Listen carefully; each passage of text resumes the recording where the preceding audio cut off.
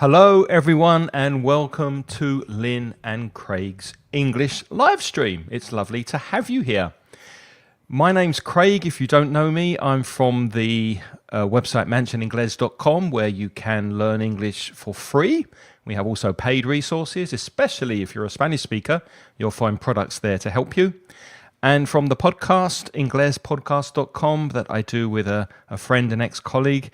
And that's a weekly podcast that you can find on Sunday, released every Sunday. And it's on anywhere you'll find it where you listen to your podcasts. And if you're interested in conversation, improve your speaking, go to englishcraig.com, where I'll be taking a break for the summer, but I'll be back in September with more English courses. So if you'd like to speak to me before the summer break here in August in the Northern Hemisphere, then get in touch with me and we can have a quick chat on Zoom and I'll give you information about those courses. And because we're here to help you improve your English, I'm very lucky to be joined, as usual, by my friend and ex-colleague Lynn from putitlikethis.com. Hi, Lynn. You're full of charm and swagger today. Very good. You should be on the television, Craig. You're fantastic. We are on the this is the new television, This is Lynn. the new television, This is the yeah. new TV. Oh, yes. Okay, well, thank you for the introduction. So my name is Lynn, if you haven't seen us before. I'm an online teacher. Put It Like This is the name of my little business, and putitlikethis.com is my website. So I specialize in tailor making courses to help students find their own voice in English. So to learn to have the English that they need so that they can sound like themselves in the situations that they need English for. If you go to my website, you'll see some examples of different types of objectives that people have. And if you're interested, then you can contact me over the website and we can talk more and see what kind of course I can design for you to help you achieve your objectives. Yeah. Fantastic. Okay. Well, now if you... Sorry, phone on silent. Sorry, that's what I'm doing here because I'd forgotten to silence my phone. Sorry. Okay, no worries.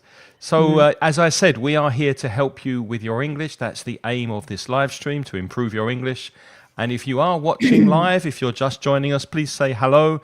Write your name in the chat. I can see Hema there. Good to see you, Hema. Oh, great, Hema. Hi, Hema.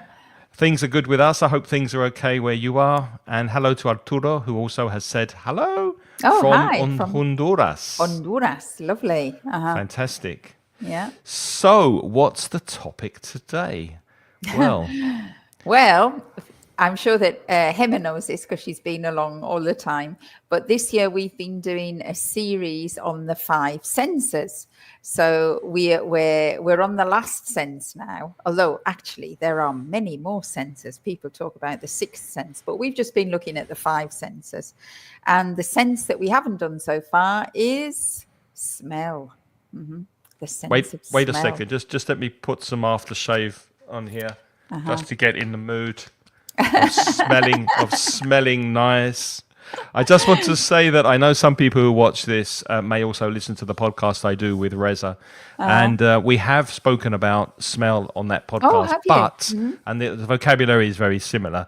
However, if you have listened to the podcast, please stay with us and watch, because it's always a good idea to review vocabulary, to see the words again, practice them again. So it's all good for your English. So we hope you'll stay with us. Yeah. Yes, I hope so. Hi, Alejandro. Good to see you joining. Hello. And I think also it's not easy, because the reason we started to do these podcasts about the 5 senses was that, first of all, sometimes it's difficult to describe these senses because these are not verbal things. These are senses that we have, and these are words to try to describe the way we're feeling. So that's one reason we're doing it. And the other reason that we're doing it is if for those students who are doing exams at higher levels, at C1 and C2, often you have to demonstrate a range of vocabulary. And they often, especially in the Cambridge C2 exam, it's a common question about the senses in one part of the oral, and they say, like, look at these pictures and talk to us about, or tell us about what kind of smells you might hear, or what kind of noises you might hear, or what kind of things you might see. And so this is where this vocabulary is necessary. Exactly. And we do have some quite advanced vocabulary to share with you today. So if you see any words that are new to you, any expressions that you want to remember, make a note of them, record them, write them down somewhere, and practice them. And if you have any questions while we're speaking and presenting this vocabulary, then of course write your questions in the chat, and we will answer them the best we can. Hi, Victoria from Toledo. I hope it's Hello. not too hot in Toledo at the moment. It's very hot in Spain. And I can see, moment. thank you, Hima, for commenting on Craig's haircut, because I just came on this stream a minute earlier and I was thinking, Craig looks different. And I thought he'd had a tan because he'd been in the sun. But of course, you got your hair cut. It's very nice, Craig. I actually did get my hair cut because usually I cut it myself with the. Do you? Yeah, I bought one of those razor things, in the electric razors in the pandemic, and I used to. Okay. Now I found a really cool, a really nice hairdresser where I live here, and he's really gangster. He's got like a hair dryer shaped as a gun, and he plays rap music, and it's. I feel younger when I go and have my hair cut there. So. Well, you're looking younger. You're looking very nice, Thank Craig. you. And thank you, Hima, because I couldn't pick. I was thinking there's something different, but what is it? Thank you. You're so sweet. I'm glad that Hima is very observant. So sweet of you to notice, Hema. Thank you. Yeah. Right, let's get to it. Enough carrying on about haircuts. To smell is the thing with smelling is you can have two verbs to smell. You can have a transitive verb and an intransitive verb. What's the difference? Well, an intransitive verb doesn't have an object. So you don't have an object after the verb. You can say your dog smells. You wouldn't say smells your dog, because if you smell a dog, then you are smelling something. So the transitive verb is with an object after it. So, for example, here you could smell the fish as it was cooking. The object is the fish. So you're smelling something. Yeah. But if it's the intransitive, then you just say it smells. So it's not you're doing the smelling, aren't you? In both cases, really. Is that right? Yes. But in one case, there's an object that you're actually smelling. Excuse me. So yeah, that's the difference. So you can say you smell nice, you smell lovely, but if you're smelling bread, or you're smelling aftershave, or you're smelling the food, then that's the object. That's the thing you're smelling.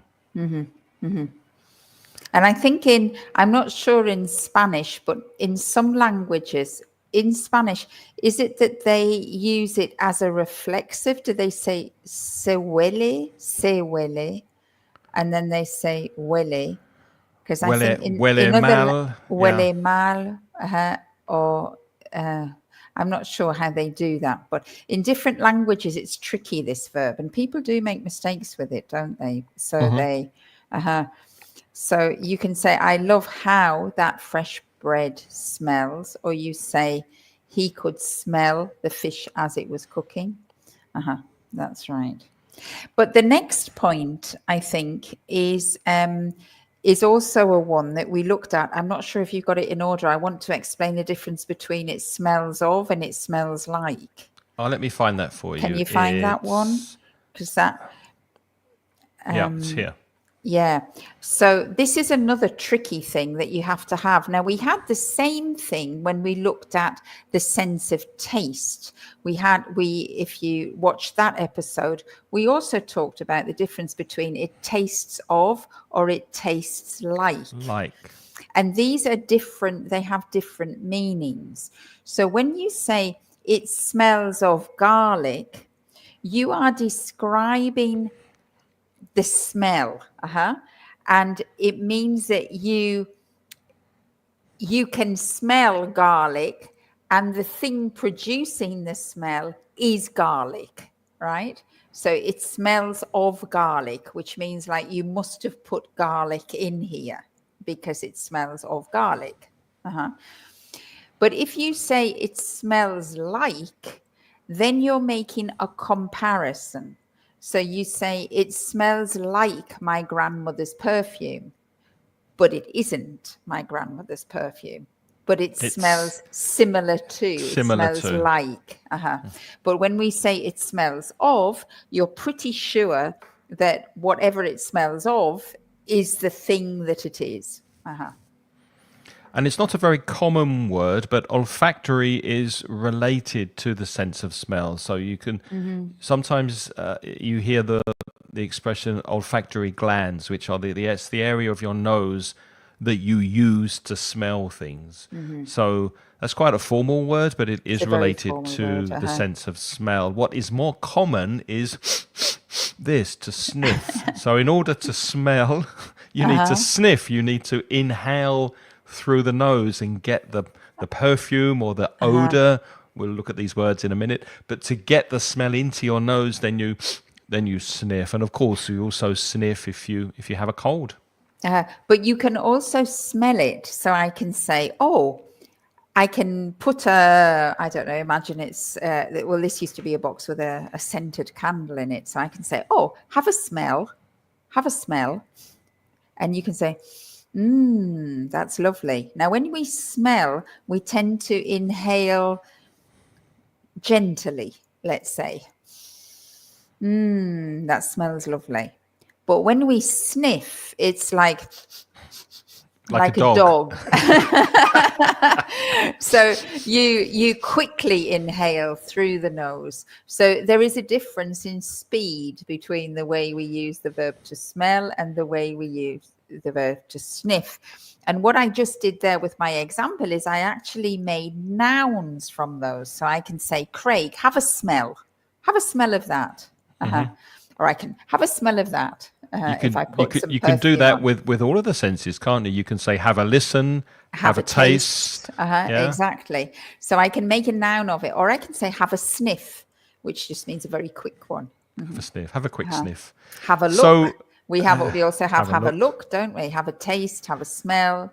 Yeah, exactly. So we've divided our smells into pleasant and unpleasant smells. So let's get into some juicy advanced vocabulary. But first, we'd like to know what smells you know. So what unpleasant smells can you think of? Or what words can you think of to describe an unpleasant smell? Have a think for a minute and write words in the chat. And write them in the chat. And then we will show you ours. So unpleasant smells. What smells do you think are unpleasant when you think of unpleasant smells? Me? You're asking Lynn, me now? Yeah.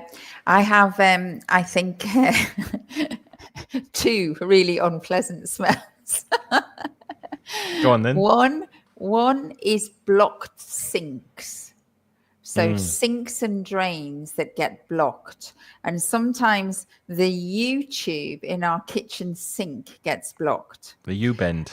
The U-bend. And before I was married and I lived alone, when that used to happen, it was my job to empty that.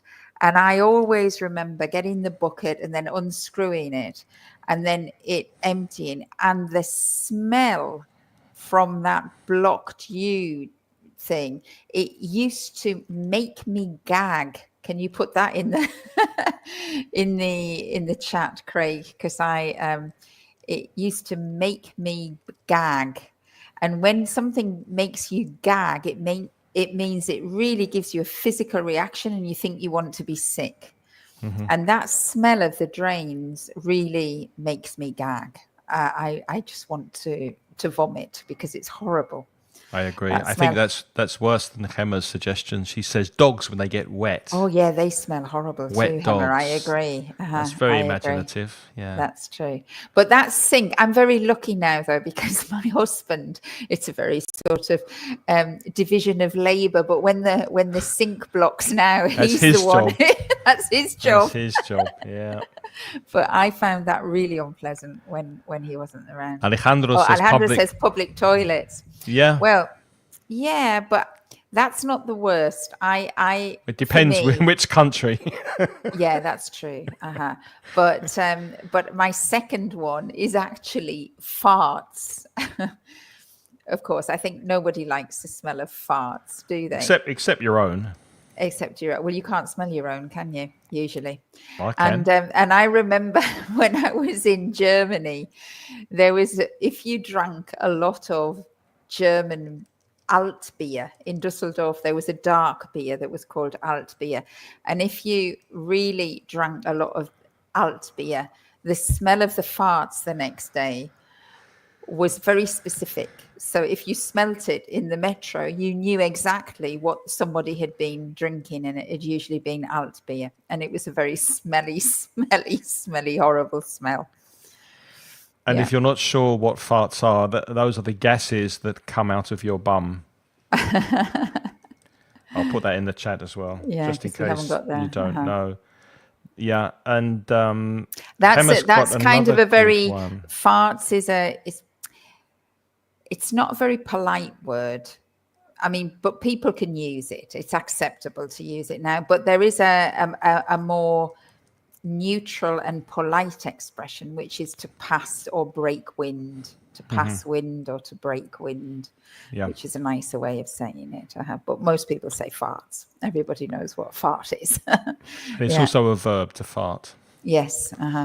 So Gemma had another good example here. Rotten eggs when they Yeah, go that's bad. quite nasty, isn't it? Yeah, Yeah, it's horrible. That's nice. That's not nice either. Yeah, Okay, a so lot of foods have unpleasant smells. What about you, Craig? Which smells do you not like? I've been trying to think. I can't. I agree with the ones you've mentioned and also Gemma's ideas, but I really can't think.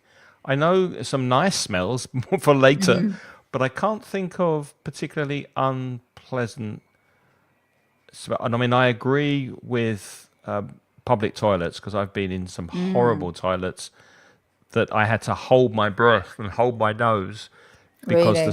because otherwise I would have been sick. So yeah, I've been in Yes. some very bad toilets.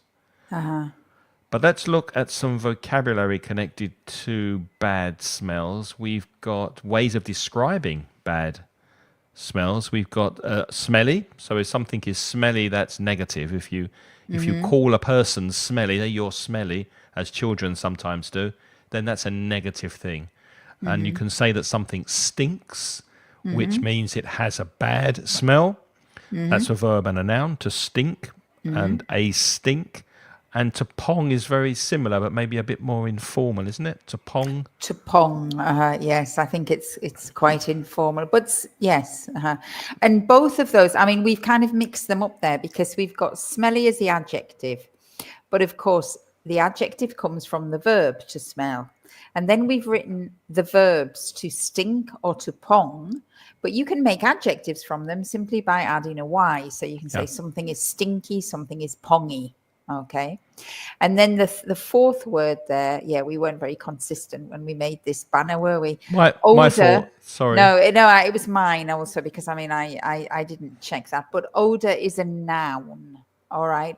And an odor, something has a pleasant odor or an unpleasant odor. And odor is a synonym for a smell. Yeah. Reek is a negative word for a really strong, unpleasant smell. You can say it reeks of drains or it reeks of rotten eggs. So to reek is very, very strong for describing a bad smell. And it kind of conjures up in my mind the verb reek. It seems to be a very active verb, like I can imagine like in the cartoons where you see like a piece of cheese and you see like wiggly lines with the smell coming out of it, don't you? And that's what I think when somebody says something reeks or it's reeking, it's this idea of, I don't know, does it seem like that to you? It seems to me to be a very active verb. It's not just a smell, it's a reeking.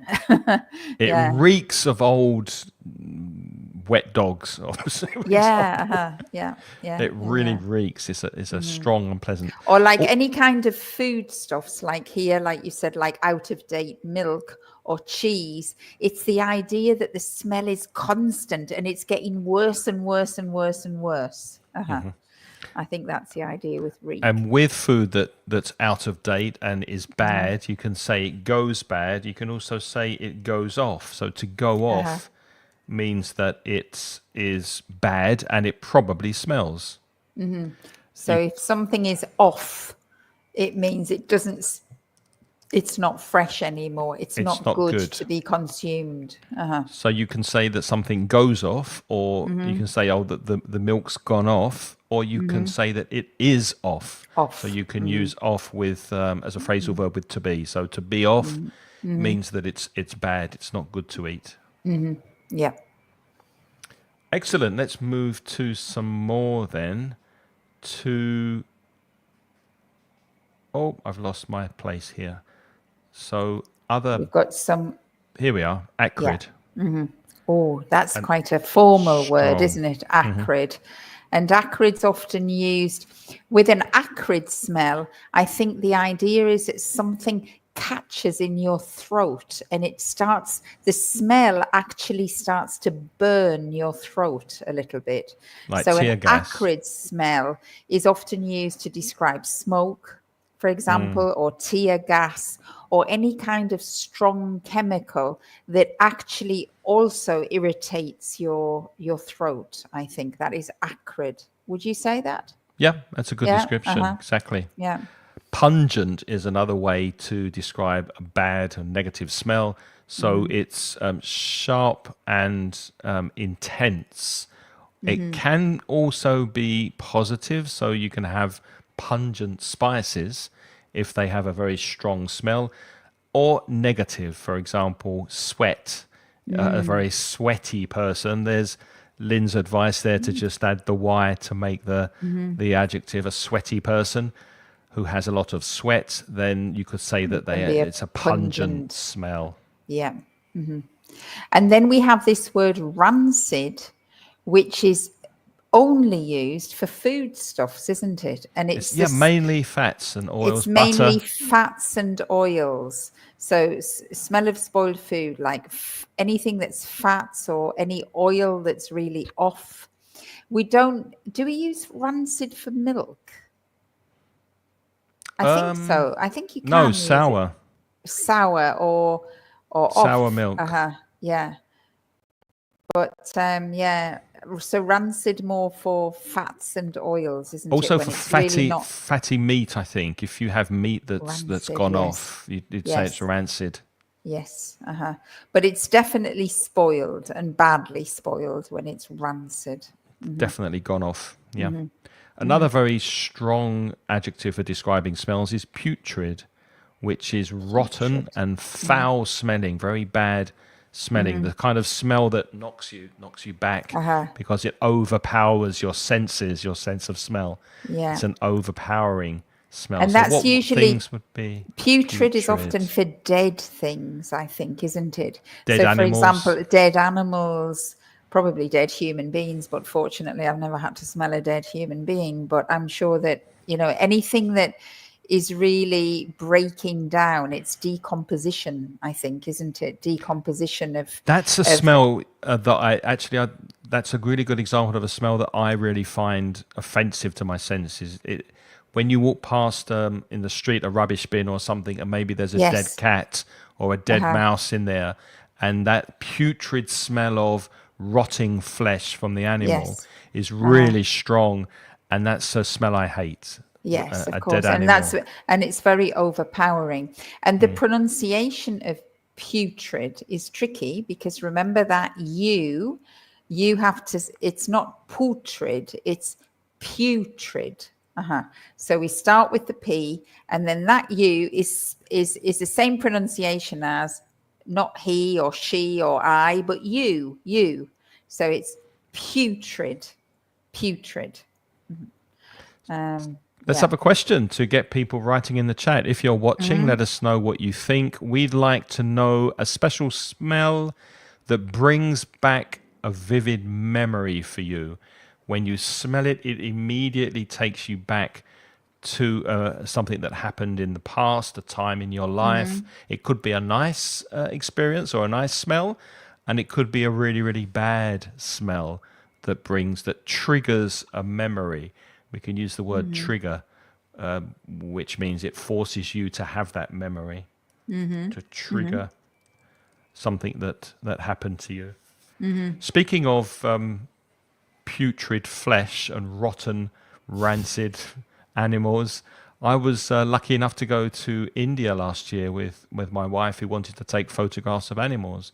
And there's this place where they take, when cows die, and cows are very holy in India, so they don't kill them. When they die of old age, they take them to this big place in this national park, and they let the vultures feed on the animals. Oh, And it's a place that's full of vultures, and it's also full of wild dogs eating the animals. And the smell, I mean, it was beautiful for her because she had some fantastic pictures of these huge vultures flying and circling, and she loved it. But the smell was overpowering. It was a rancid, putrid smell of rotting flesh.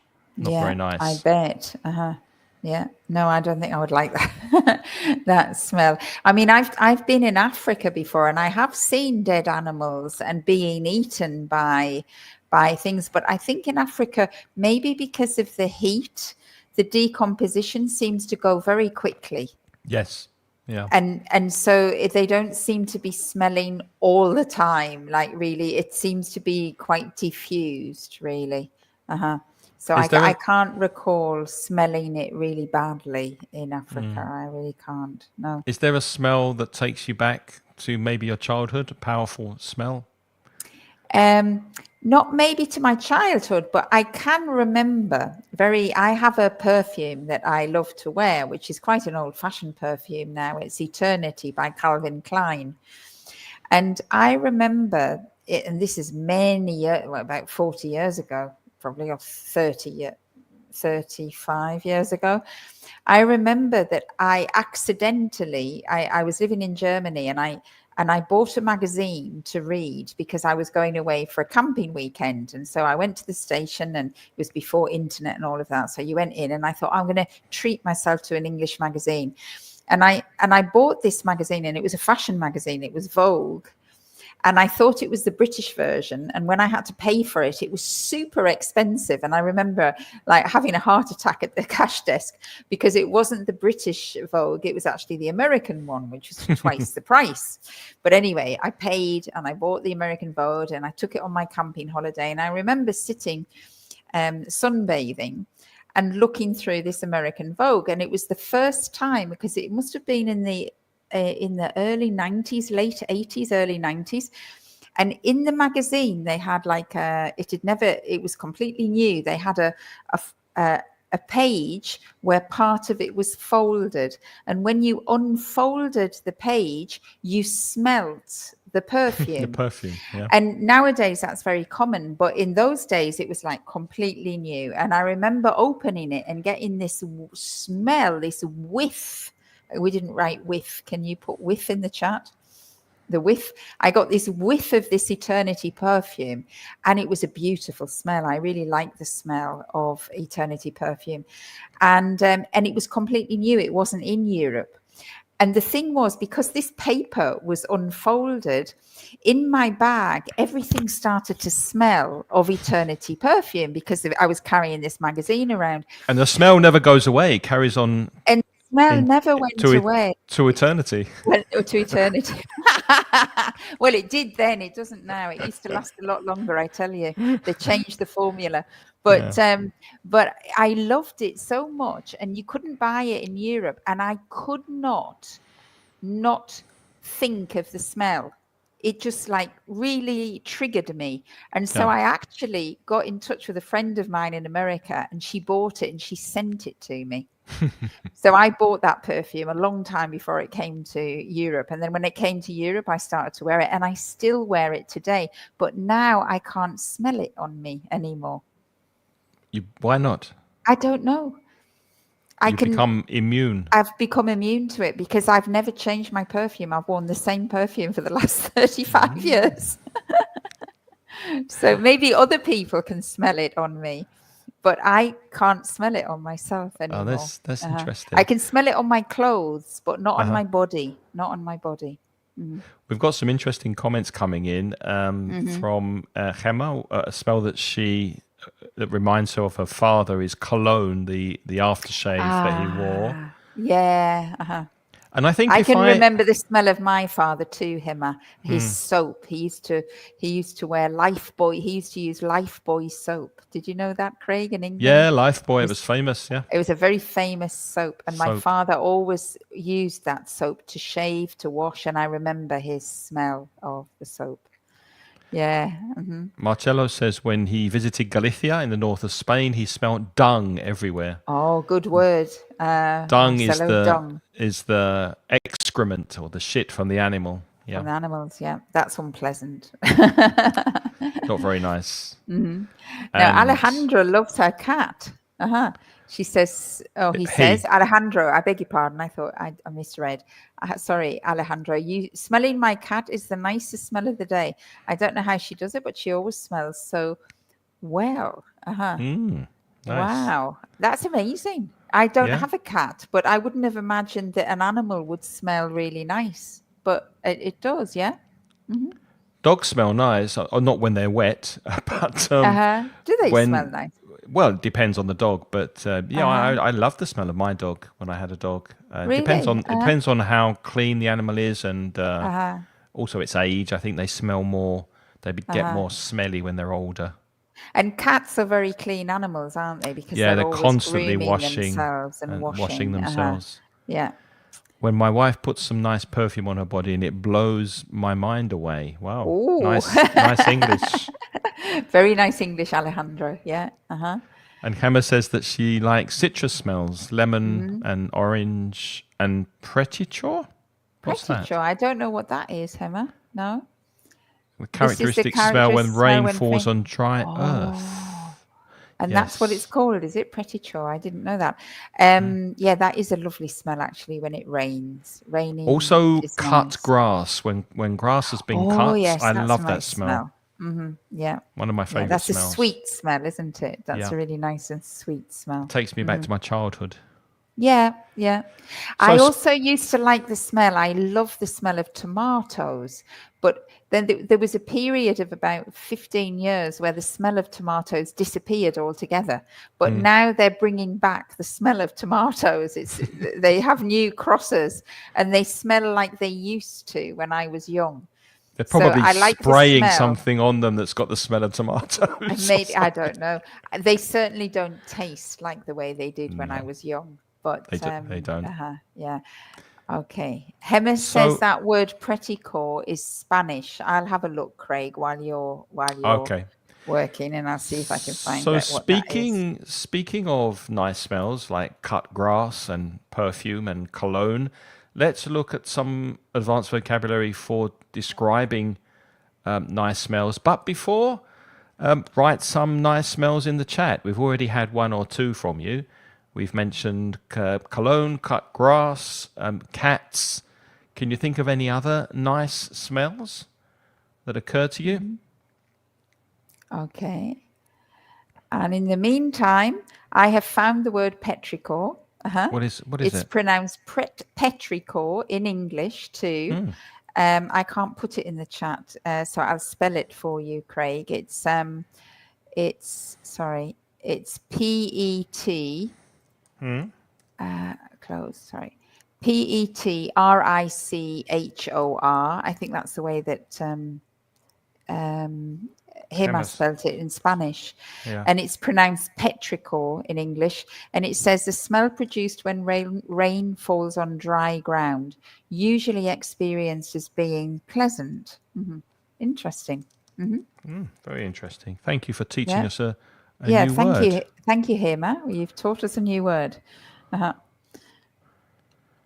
just going to put that definition in the chat as well. Petrichor. I did not know that. Okay, so rain in the countryside, says Alejandro. Yeah, that's definitely a lovely smell. Oh yes, it's the smell of a new book. I love opening new books and smelling the pages, the print, the ink in a new book. Yes. Oh, and Michaela has said the smell of just cut wood, maybe better than just, is freshly cut wood. The smell of freshly cut wood. Yes, that is a nice smell. I like that. Wood chopping. That is a lovely smell. Oh, you're being very creative. Come on, smell more. What about the smell of new cars? Do you like the smell of new cars? I think I do. I like the smell of new furniture and new cars. New leather. New leather. Oh, that's a nice smell. Yeah. Yes, I like the smell of leather, actually. I have a lot of leather and I like the smell of leather.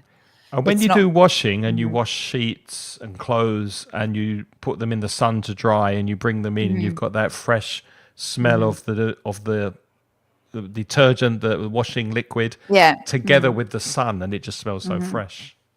That's true. And I also love, Ali says he loves the smell of coffee. That's true. Yeah. Do you know what I love? I mean, obviously fresh coffee when it's being ground has a fantastic smell. But when I was a little girl in England, people used to drink instant coffee. They don't now. They drink proper coffee now. But when I was a little girl, you only ever had Nescafe instant coffee. And the jars always used to come with a golden seal on the top to keep it fresh. And my mum used to let me, because we loved the smell when it was freshly opened, the smell was overpowering of the Nescafe. So me and my sister, we used to fight about who could pop the seal on the Nescafe jar. And do you know, I'm still a child because my husband drinks Nescafe in the mornings. He drinks real coffee at lunchtime, but in the mornings he drinks Nescafe, and he knows that that's my favorite thing. And bless him, he always keeps the jar so that I can pop it and smell it. So it's true that, some smells, we do have little rituals attached to them. This might sound strange, but I really like the smell of petrol. Do you? Yeah. When I fill up the car, I usually put my nose to the place where the petrol goes, in the petrol tank, and smell it. I think that's quite dangerous, though, isn't it? Well, I'm not sitting there for hours inhaling the petrol. Just a quick sniff. I just like I don't know why. I've always liked the smell of petrol. I'll tell you what I love the smell of is actually matches. When you light a match and when that sulfur smells on the matches, I just love it. That initial. Do you like that smell or not? Or do you not like that smell? Not matches, but I like the smell of a newly lit cigarette. Just the first smell of when you first light a cigarette. Really? Not the smoke when people are smoking, but the first burn of the cigarette. Maybe it reminds me of smoking. I don't know. Yeah. I really love the smell of matches. I could be sitting striking matches. I mean, you don't get matches now because everybody has lighters, but yeah, I love the smell of those matches. So we got some lovely ideas coming in as well. Juan said the smell of grass when it's just being cut. Cut. Cut. That should C-U-T. be. And the smell of wood from Victoria. Michaela, old books is inebriating to me. Oh, yes. Now inebriating is a beautiful word for everybody, isn't it? Thanks, Michaela, for adding that one. When you are inebriated, it's almost like you're drunk on the smell, isn't it? Yeah, on the smell. That you think the smell is so marvelous. So we've got new books, old books, books in general, maybe. Yeah. And yes, I agree I love is one of my, we've spoken about this, haven't we, when we spoke about stationery, and I said it was one of my fetishes to Uh-huh. walk around stationery shops and look at pens and just the smell of the shop. I know Yes. exactly what you mean, Marcelo. I know exactly where you're coming Yeah, from with I that. agree. Yeah. When I was honestly, when I was growing up, when I used to go to the shops, when you were allowed to go into town with your friends without your parents, we used to spend every Saturday inside stationery shops. I just couldn't get enough of it, just looking at all the different things you could have, Yeah. the pens and the papers and everything. Hmm. And Javi, hello, Javi. Good to see you here. The smell of passing a bakery of Oh fresh yeah. bread. Yeah. Especially a French bakery, and you get the smell of that pain au chocolat, which is lovely, that lovely sweet smell of croissants and butter. And oh, that's a lovely smell. I like that one. So let's look at some vocabulary connected to lovely smells. We've got aroma. You can use that to describe a nice smell. The aroma of freshly brewed coffee, for example. Fragrance is often used when you're describing a cologne or a perfume or an aftershave, for example. And from aroma, we get the adjectives, well, the adjective aromatic, aromatic herbs, for example. And fragrant is the adjective of fragrance. So it's a fragrant smell coming from the bakery. And also, fragrant is often for flowers. When you smell flowers and you say, "Oh, they smell fragrant." Aromatic is maybe more. We don't really use that for flowers, do we? But we use it for like things like candles and Cooking, scents and herbs, cooking and food. Yeah. Okay. a pleasant Oh, smell, bouquet. bouquet. Now that's often used for wine, isn't it? When they do the wine tasting and they smell, they don't talk about the smell of the wine, they talk about the bouquet of the wine. That must come from French, obviously, Yeah. borrowed. And musky. Musky. Now I like Musky. musk. I love the smell of musk. Musky. Rich, warm scent. Scent is it's a scent is a very light smell, isn't it? It's not like the smells like rancid or pungent. If you have a scent, it's just sort of I Soft don't know smell. a soft smell. If you can, we can't really use the word adjective soft for smell, can you? But it's a very light smell. It's not a heavy smell. Because you get So they often talk. scented candles that have got a very You can soft perfume. soft smell, soft perfume in the background. Yeah. It's quite hard to describe smells if you think about it. It's not easy. It is. It's not easy. No. It's You can have a definitely not. fresh smell. A perfume can be described as having a fresh smell. Flowers as well. I think pleasant, uplifting smell. If you smell something and it improves your general mood, you can say it's uplifting, makes you feel good. And a smell can be sweet. You can have a sweet smell. For example, if you think of sweets, chocolates, desserts, foods and soft drinks that are sugary, that have a lot of sugar, you can describe the smell of those things as being sweet. There's a bit of overlap, isn't there, between the vocabulary on smells and the vocabulary of taste as well, because some of the words that we've been using, like rancid or off, you can use those for taste as well. It tastes off, it tastes rancid. Yes. It tastes sweet. So there is definitely an overlap, because I think the two senses are very closely connected, aren't they, between smell and taste? Yeah. Oh, I like the next one, heady. So spicy is an interesting smell of spices, like maybe curry or chili or and heady. Heady is nice. It's a little bit links into what Marcelo said with the inebriating, because when something smells really strongly in a positive way, the idea is that it reaches your head and you feel somehow light and inebriated, really, Yeah, like an inebriated exactly. smell. But we can just say heady. It's a heady smell. Yeah, excellent. Well done. So let's look at some idioms now connected to our sense of smell. Yeah. You can say that something stinks, literally, especially if it goes off, like milk or fish. that's been in the sun for a couple of days. Oh, it stinks. But you can use it as an idiom when you're speaking about something that's suspicious or maybe dishonest. So, for example, the politician has suddenly bought himself a brand new Mercedes and a new villa in the south of France, but his salary is not very high. So something stinks. There's something there that doesn't meet the eye. There's something suspicious. It stinks. And that's quite nice, isn't it? I think it's because often we use our sense of smell to warn us of dangers, don't we?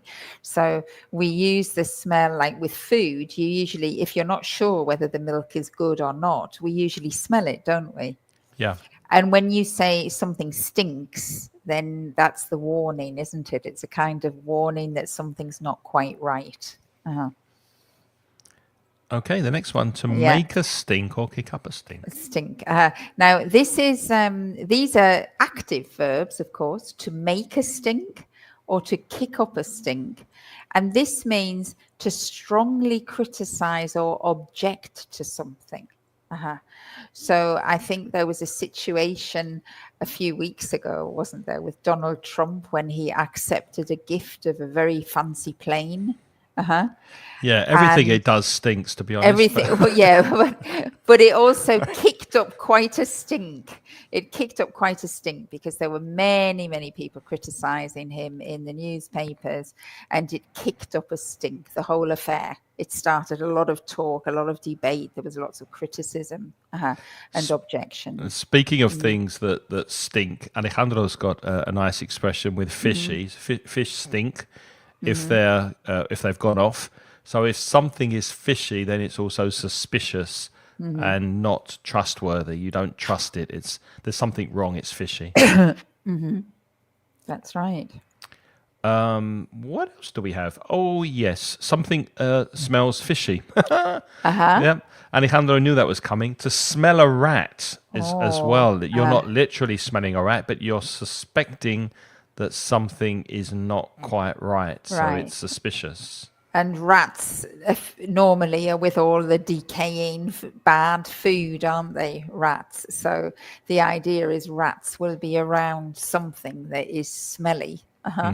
So we say to smell a rat, I smell a rat, which means that I suspect something's fishy, something's bad. And you can also smell trouble. I mean, you wouldn't think that you could smell trouble. That's why it's an idiom. But if something doesn't seem right, or you suspect that something bad's going to happen in the near future, then you're smelling trouble. To suspect that a difficult or problematic situation is approaching. Yeah, I smell trouble. There's going to be trouble ahead. And then the last one, I love this one, is to have, we use it with the verb to have a nose for something. Now, if someone has a nose for something, they have a very strong ability to detect or recognize something. So you can see it comes from really, you have a good sense of smell if you have a nose for something. But of course, we use it figuratively, metaphorically as well, to mean that you are very sharp and you detect things. You can see when things are corrupt, or you have good intuition if you have a nose for something. And it's often a good nose for something to uncover the truth and to uncover lies. That's to have a nose for it. So often many journalists have a good nose, or if you want to be a good journalist, you have to have a good nose, which means you have to know where to find the truth or the true story. And also connected to the sense of sight, you can have an eye for something as well. Like Yes, you he's can got have an eye for good for art, something. good photography. Yeah. And also a good ear. You can have a good ear for music. Yeah. You can have a good eye for, which means good you're very mouth. perceptive. No, good mouth. A good sense of taste. A good nose. And you can have a good sense of taste. That's true. Yeah. Yeah. Oh, Marcelo has brought another one in. Lovely. We forgot about that one. Thank you. Thank you. Keep your nose clean. Keep your nose clean. Behave Which means yourself. behave yourself. Be Don't do good. anything I wouldn't do. Don't do anything Uh-huh. bad. Keep your Don't do nose anything. clean. Keep your nose Don't break clean. the law. That's right. Nice one. Thank you, That's a nice Marcella. one. We didn't have that one. That's No, we good. didn't. That was a great one.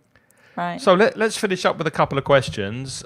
Just write in the chat if you have an opinion. Why is a sense of smell important? I mean, if I had to lose one of my five senses, I probably would choose to lose my sense of smell because I'd hate to be blind. I'd hate to be deaf. I'd hate not to be able to speak because that's how I earn my living. So, what do you think, Lynn? Or why is a sense of smell important? What Well, does I it think give it's us? more important than we often think it is. Actually, it's quite strange, but both of my parents didn't have a sense of smell.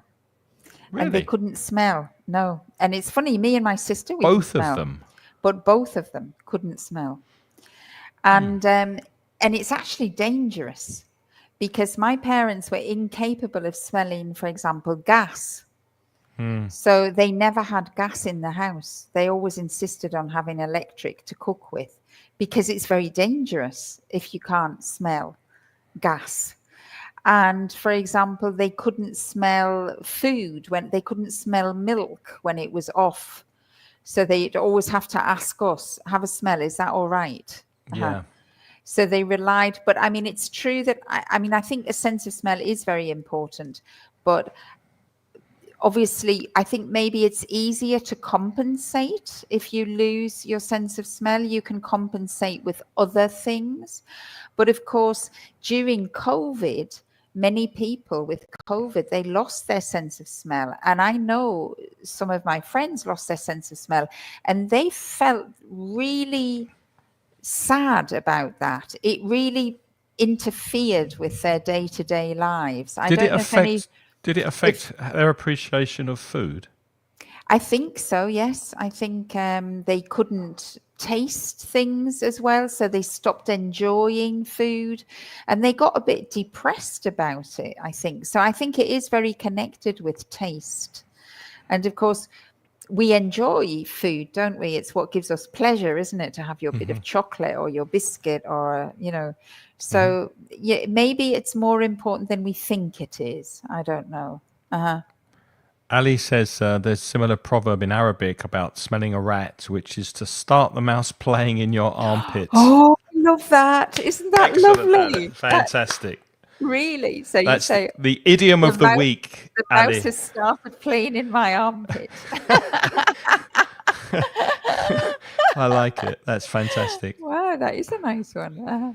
Carlos, I think, is answering a previous question. The smell of wet earth. We don't know if that's a good smell for you, Carlos, or a bad smell. Would you say that that's something you like or you dislike? And poor old Isaac, he he was in a coma for 2 days. Oh, wow. And he couldn't he lost his sense of taste and smell. Well, he Wow. says he can't. So does that mean you still can't taste and smell after that? So he didn't say he couldn't. He says he can't. Oh, so. I just assumed is that in the past or is that at the moment? So because the past of can't is couldn't. You couldn't No, but taste. I think the way I read it is that because of the 2 days coma, now he can't taste or smell, Oh, right. which is, you'll have to clear that up for us. Yeah, can you that's right. clarify No, that, he just has. He says he still can't. I still can't. Wow. Yeah, so you wrote it correctly, Isaac. Okay. You still can't. Oh, wow. So and has that affected you negatively? Or can you live without it, do you think? I mean, obviously you can live without it, but does it really affect your day to day? Do you miss it a lot? Yeah, very Very desensitized. desensitized. Yeah. It must be. Yeah. And Isaac has also said that memory is also tied to taste. And losing, Javi has said, losing the sense of smell would restrain us from the pleasures of life. Yeah, I think you're right, Javi, there. Yeah. That's true. Michaela said that she thinks it's connected with our ancestors' necessity to be alert Yeah. so as not to become the victim of a wild animal. So you can Yeah, that makes smell sense. animals coming. You can, yeah. Good point, Michaela. And then, of Thanks. course, there is also, isn't there? There are people who say that we smell on a level that we're actually not conscious about. So, for example, I think it's been proven that with our partners, you actually smell your partner. You're like the people that you find attracted to. Often the attraction is partially due to a smell that maybe you are not aware of.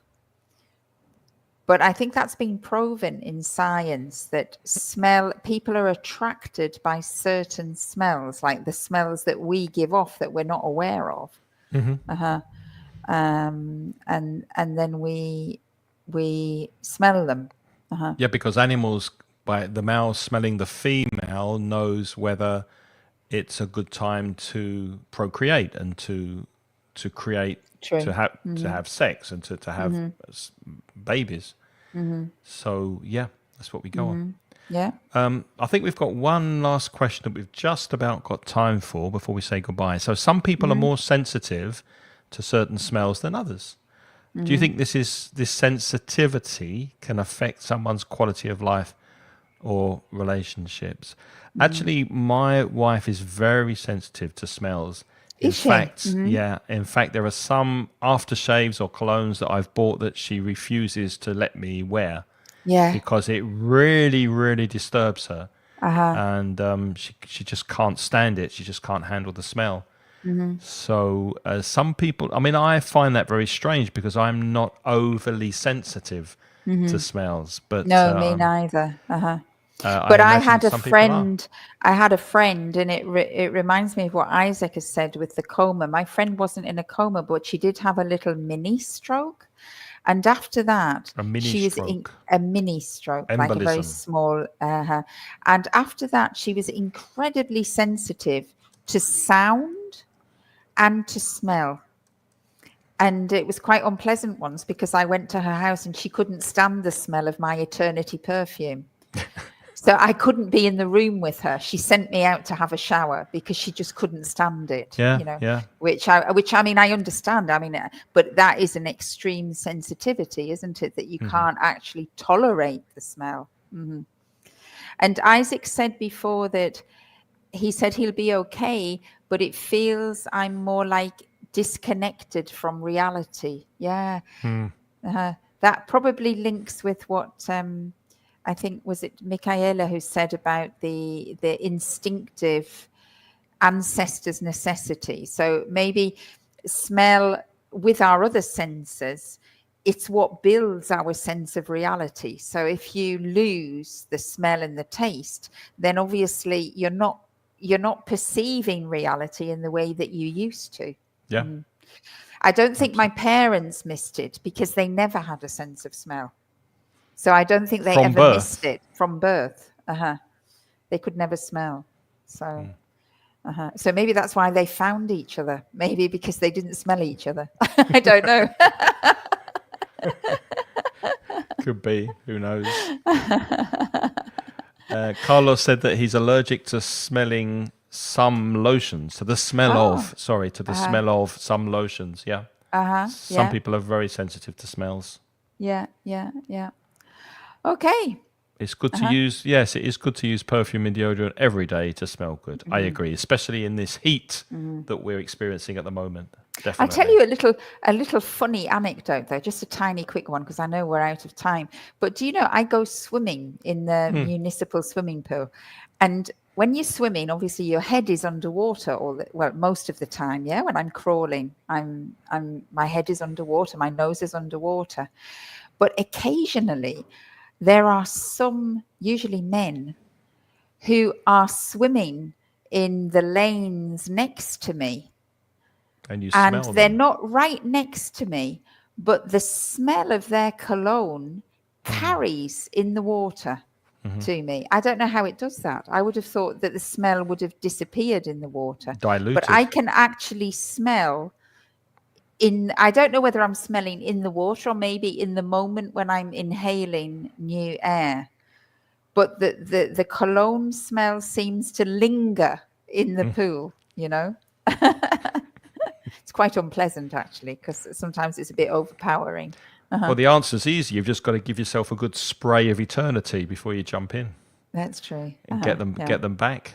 But that'd be a Return the waste of favour. money. Eternity's not cheap. So would I True. really waste it? True. Michaela's also said something really interesting. She said she was oversensitive to smells when she was pregnant, to the point Oh, of having to right. leave a room to avoid throwing up. Wow. So in my opinion, this situation can interfere with your relationships. Yes. Absolutely. Yes. Absolutely. Javi suggests that you wear a mask when you're swimming. Yeah. Well, I do on my eyes, but not on my nose. Not a I'd have to COVID be mask. scuba diving. Don't wear a COVID mask. That would just be silly, wouldn't it? No, yeah. Okay. Well, thank you very much for staying with us for the hour. Lynn, let them know where Thank you're you. from. Oh, yes. So I'm from putitlikethis.com. That's my website. I'm an online teacher. If you would like to find your own voice in English and have a course that is made specially for you to help you achieve your own objectives, that's the place to look. So go to putitlikethis.com and you can contact me, and then I'll see what I can do for you. But you're having a break during the summer, so Yes, in Probably- August. yeah, in not August. before September. Yeah. No, well, you can still contact me now. That's not a problem. I've still got course. some students starting this month, another one starting in September again. We've got the whole month of July before our summer break. We do indeed. So we do indeed. And same for me. I'll be taking a break in August, but I will be around to be contacted in July. My name's Craig. I'm from mansioningles.com, which is a website to help Spanish speakers improve their English. And every week we have a podcast at inglespodcast.com or wherever you listen to your podcasts.